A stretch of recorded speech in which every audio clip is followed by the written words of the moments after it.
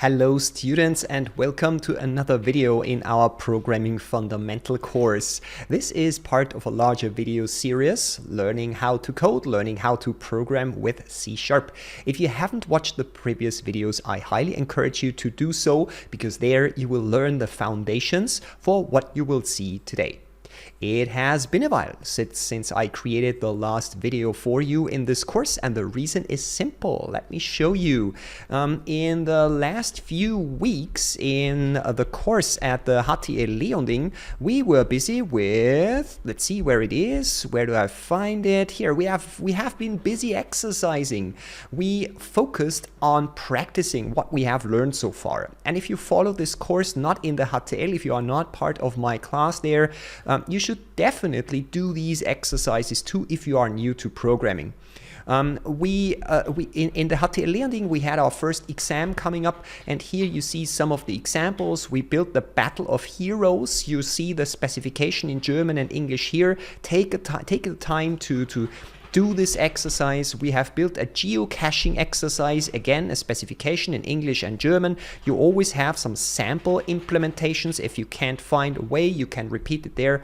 We have built a ping pong counter, again specification in German and English. Take a look. And last but not least, I will add another example just today, so you really have enough to practice. Take a look at the specifications, try to implement it, and try to really practice the conditions, the loops, and so on. It's super important that you are quite familiar with the topics that we covered so far, because the next topics will be a little bit more challenging, so we need to make sure that we really understand what we have done so far.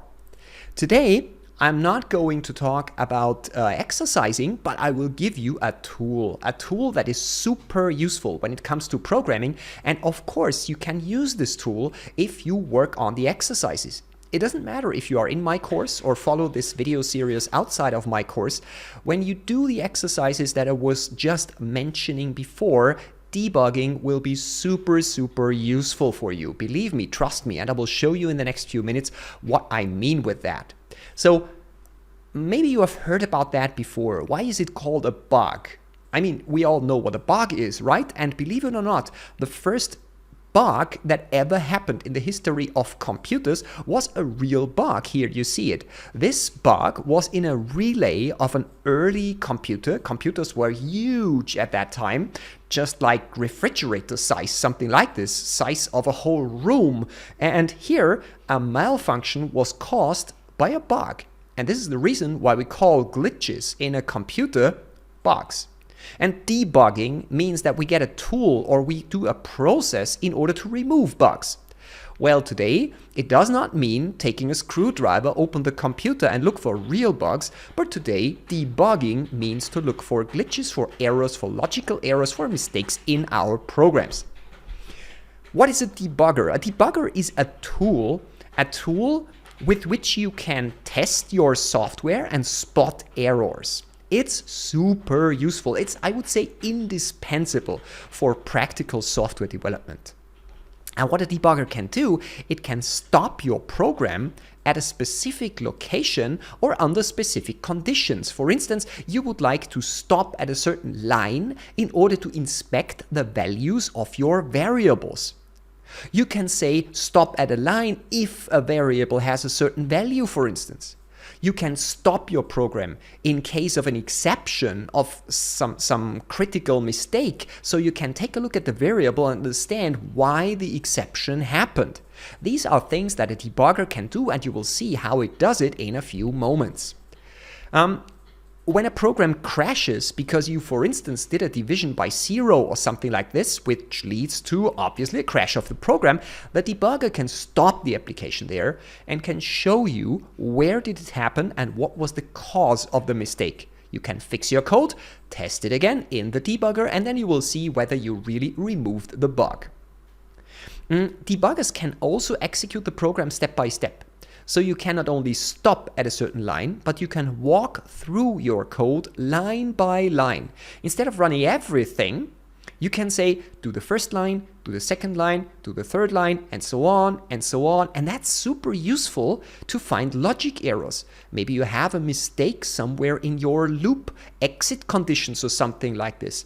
Stepping through your program step by step is super useful to spot such logic errors. So you see, sounds pretty interesting, isn't it? Sounds useful. You will be able to use it in your homeworks, during exams and things like that. And now I would like to show you how this works. All the things that I'm going to show you now are also part of the slide deck of the course. So if you are in an exam situation or something like this and you have access to my material, you can always take a look at my slides. But in this video, I would like to demonstrate the principles live using Visual Studio Code. So let's put the slides to the side and let's create a new application here in this folder, okay? So let's say .NET new console. This will create, as we know, and we've practiced that a lot of times, this will create a new application, a .NET application, which we will now start in Visual Studio Code. You should be familiar with all these commands by now. Okay, this is now opening the folder, and here on the left-hand side, you see the CS proj file and the program in which we are going to write some code now. A very important aspect here is this pop-up that you saw here on the right lower corner. It asks us, required assets to build and debug are missing from HTML. Add them, ? And it's super important that you say yes. Please, when you get asked this question, always say yes. Okay, I will do that. And what then happens is that Visual Studio Code will add a folder to your project with some important config information. By now, we ignore the details. We will take a look at one certain aspect in this config in a second. But it's important to have this folder with the config information. So please don't forget to say yes. If you forgot to say yes, just close the folder, reopen it, and Visual Studio will ask again. So let's write a few lines of code. Let's get rid of what we have here, and let's maybe declare a variable, int I equals, let's say 0. Then we will say console ReadLine I, something like this. Then we will say I++, and then we will do again a console ReadLine I. Something like this is good. And now I would like to demonstrate the principles of a debugger with this super simple application. The first thing that I'm going to do is I'm going to set a breakpoint. And setting a breakpoint works here. If you hover with the mouse here on the left-hand side to the left of the line number, you will see such a red dot. And if you click here, the dot will be light red, and that's indicating a so-called breakpoint. A breakpoint means that the program will stop the execution in this line and give you the chance to inspect your variables. Okay, you will see what that means in a second. This is a breakpoint. If you don't like to click around, you can also use the keyboard. You can use the F9 key, the function key 9, while you are standing on the corresponding line. So if I'm here, my cursor is here in this line too. If I press F9, the breakpoint goes away. If I press F9 again, the breakpoint comes back again. See? So this is the first step. We can set breakpoints. Now we would like to start the debugger. And the most usual thing how to start the debugger is by pressing F5, the function key 5. This will start the debugger. I'm pretty sure you will remember this function key because you will use debuggers a lot. And in most development environments, including Visual Studio Code, it's F5. However, if you can't remember the function key for now, you also see this nice little bug here on the left-hand side. See? That's indicating that the debugger is behind this button here. And here you see this play button. See that one? This will also launch the debugger. And if you hover over it, it will tell you that this is also a shortcut for F5. So you can also click this button, whatever you prefer, either pressing F5 or clicking this button. In my case, I'm going to press F5 now. See what's going on. Something happens in the background. Your program is compiled. We have talked about compiling before. And boom, suddenly we are here directly in our application, stopped at this very line. And now we can do a bunch of very interesting things. The first thing which I would like to draw your attention to is the variables window. You see it here on the left-hand side. Here you see the current value of the variable I. Well, it has the value 0 because we assigned 0 here, so therefore I has the value 0. Okay, so you see the values of the variables. Next, I would like to draw your attention to this line of buttons here, to this control bar here. And here you have various buttons. One of the most important button is this one here. It's the step over button. It allows you to go through your program step by step by step. We will talk about these two here, step into and step out, when we learn more about methods, okay? But for now, this is one of the most important one. This here just continues the execution of your program, not step by step, but continuously. And this here you can use to stop the debugger, to stop executing your program, okay? But for now, I'm going to use this button, and I would like to highlight that this button also has a keyboard shortcut, and that's F10. You should definitely remember F10 because it's easier to press F10 than always clicking on this button. So I will use the function key 10 now, press F10 once, and you see it now executed the ReadLine statement here, down here. In the debug console, you see the value 0, everything is fine. And if I go one step further here, you see that now the variable, it quickly blinked, you see? It changed. Because of the I++, the value of I really changed. And this is what we see in a debugger. We do not need to print I. We don't need to add manually a console ReadLine statement. We see immediately the variable in the debugger. Of course, we can print the variable. And here you see variable 1 was printed on the screen and the program was exited successfully. So this is the 101 of a debugger. We started with F5, we set breakpoints, we inspect the variables, and we can go through our program step by step using F10, the function key 10. Okay, let's make our program a little bit more interesting. In this case, I'm going to delete this thing and I'm going to add a constant here. Please enter a number. And then we will see I equals to something like this. Okay, that looks good, okay? We are asking the program for a value, and then just to have something to play with, we are going to print all numbers between 0 and the entered value on the screen. So what we are going to do is we are going to say int j equals 0, while j lower equals equals I, and here we are going to do a console ReadLine j and increase j by 1 by doing a j++, okay? So we print, if the user enters 5 here, we print all the numbers between 0 and 5 on the screen. Because we start with 0, we increment it by 1, and we print the value here on the screen. Now we could simply run the app. If we go into terminal, we can say, let me show you that, we all know that, .NET run, it runs, it asks me for a number, here it is, I will say 5, and it will print 0, 1, 2, 3, 4, 5. But maybe we made a bug. Let's introduce a bug here, okay? Let's say lower instead of lower equals. If we run the program again, and we enter 3, for instance, we see 0, 1, 2. And maybe we scratch our head and say, why don't I see 3? Where is my mistake? Haha! Now we have a debugger. Now we have a debugger to debug our program and find out what the problem is. Okay? Let's try that. But we have to overcome a very important problem in order to be able to debug this program. Because normally, the Visual Studio Code debugger will only interact with the so-called debug console. And this debug console is very, very stupid. The debug console can only print values. It cannot ask the user for an input. So ReadLine simply doesn't work in the debug console. That's a pity, isn't it? It simply doesn't work. If we would run this program in the debugger, we would have no chance to enter a number. It would simply not work. I don't need to show you that, just trust me, it doesn't work. We need to change a tiny, teeny little bit of our config information in order to make it work. And this is what I'm going to show you now. Let's go back to our files, and this is one thing that is in my slide, and you have to remember it because you will do it at least in the first grade a lot.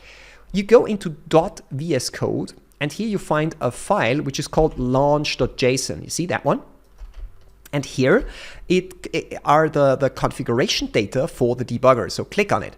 Oh my God, it has a lot of configuration stuff in it, a lot of technical stuff, and most things we really don't understand and we don't even want to understand.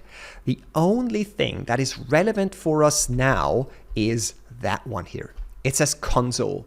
Here the debugger is told to use the internal console. And this is exactly what we don't want, because this console is write only. We can only print. We cannot input things. So let's delete this internal console and let's check what we have as alternatives. And here we have an alternative which says integrated terminal. This sounds much better because the terminal is the place where we usually test our application, right? So we tell the debugger to print stuff, not into the debug console, but into the terminal. And once it uses the terminal, it also makes our ReadLine work again. So this is super important. Put integrated terminal into the console setting and you are good, okay? So if you delete this and you just start to type, Visual Studio Code will automatically suggest integrated terminal, so you do not need to learn that by heart, but you have to remember that you have to switch from console to terminal, okay? Once we have changed that, we can close the launch.json and we can start debugging the code. You know what? Let's make it a little bit more beautiful. Let's say console clear at the beginning. So the console will be some kind of, it will be clear. Everything will be good. So I have a breakpoint here. See it here. So let's run it with F5. It should stop in line 4, and it did stop in line 4. We see that currently I has the value 0. J, it's declared a little bit later on, but the debugger already knows about J. It also has the value 0.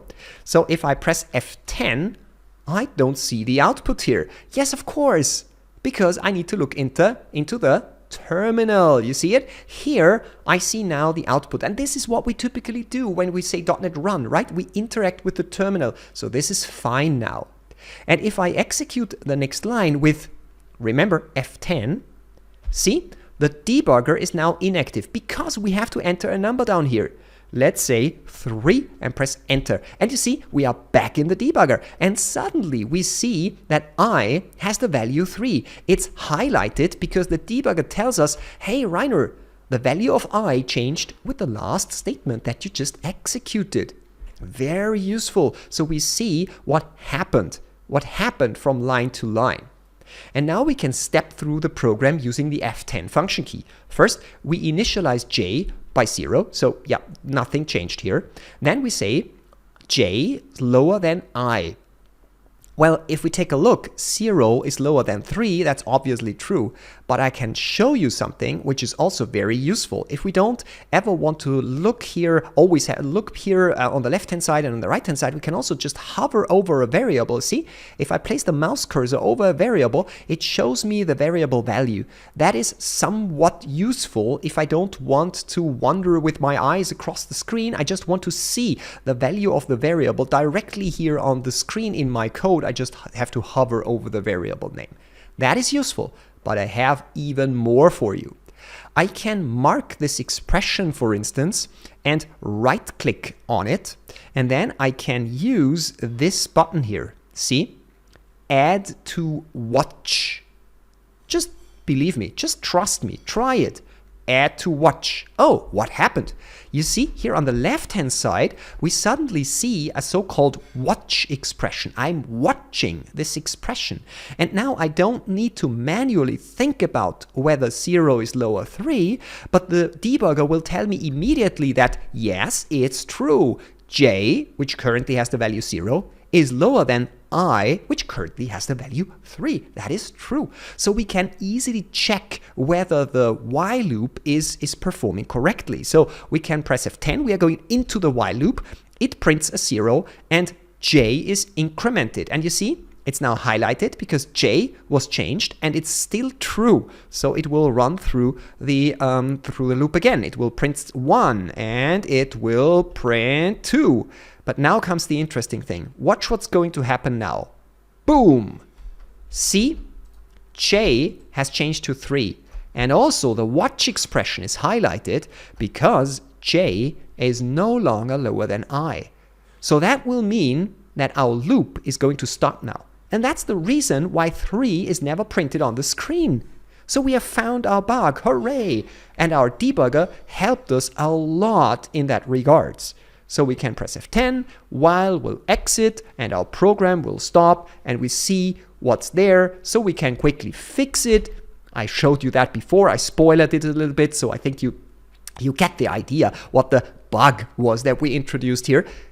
And the debugger helped us solving this thing. So you see, the debugger is super, super useful. Let's quickly recap what we learned. First, when you get asked by Visual Studio if you would like to install the required artifacts to build and debug your software, say yes. That will give us this VSCode folder. Inside of the VSCode folder, we have this launch.json where we change the console setting to integrate the terminal in order to make ReadLine work. Otherwise, ReadLine doesn't work. If you don't need ReadLine, if you're just printing things, the debug console is fine. But if you want to have some input, you have to change that to integrated terminal. And next, we had a bunch of shortcuts. The first one was F5. This launches the debugger. The next one was F10. This was a step-by-step walkthrough through our program. We had F9, which was setting a breakpoint. So these 3 shortcuts, you should definitely remember them. F5 launches the debugger, F10 is a step-by-step walkthrough, F9 is setting a breakpoint. And what I already also told you is that it is super useful to use the variables window. It shows you the local variables with their values. And I showed you the watch window, which allows you to look into expressions. So you don't have to manually in your mind go through and try to evaluate the expression. The debugger will do that for you. So these are the most important takeaways from this video. So with that, let's get back to the slides for a second. Here we are. And I would like to remind you that we have all these, one too far. We have all these exercises here. So with this debugger now, try to redo Battle of Heroes. Just take the specification, even if you already have implemented it, implement it again. Maybe a teeny little bit different. Try to introduce bugs and try to find the bugs using the debugger. Try to implement the geocaching again. Try to implement the ping pong counter. And in a few minutes, I'm going to publish the next exercise, which we will do in my class today. So you have lots and lots of exercises. Please do them and make very sure that you are very much familiar with all the programming concepts that we have covered so far. Thank you very much for watching. Remember, perfection comes from practice. So don't stop practicing, write a lot of codes, do your exercises, and benefit from the goodness of our debuggers. Thank you very much for watching. See you next time. Bye.